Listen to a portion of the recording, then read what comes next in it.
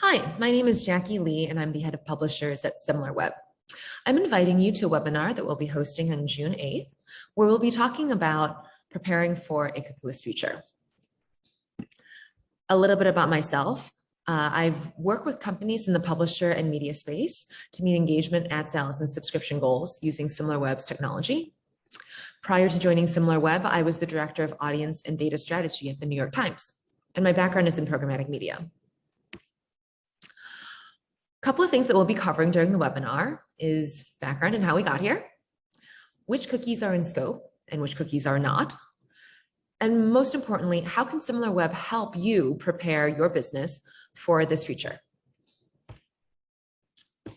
As a quick teaser, the free and open internet, as we know, is not actually free at all. Digital advertising and monetization of content through subscriptions is really how publishers fund the creation of this free content. And supporting this entire industry is an ecosystem that really relies quite heavily on third-party cookies. So if we know that cookies are going away, what happens when the ideas and technologies enabling this ecosystem start to disappear? How do we respond?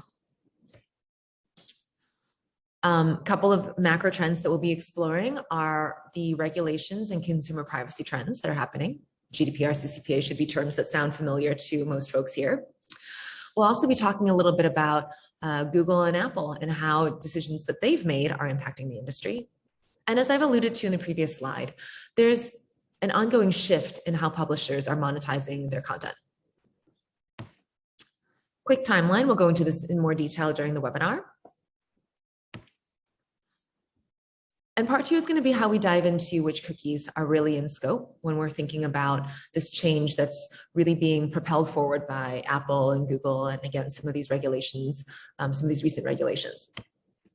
We'll go through the differences between web and app IDs. And we'll do a deeper dive into the difference between first-party and third-party cookies, and why third-party cookies are really going to be most impacted by Google's announcement. And by extension of that, we'll be talking about the teams that are most impacted by this.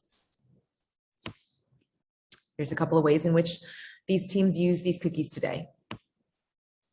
And finally, we'll spend quite a bit of time talking about how Similarweb can help answer some of these questions that I think some of you may have on how to pivot your strategy to respond to this cookieless future. I hope to see you on June 8th. I'm really looking forward to it. Thank you.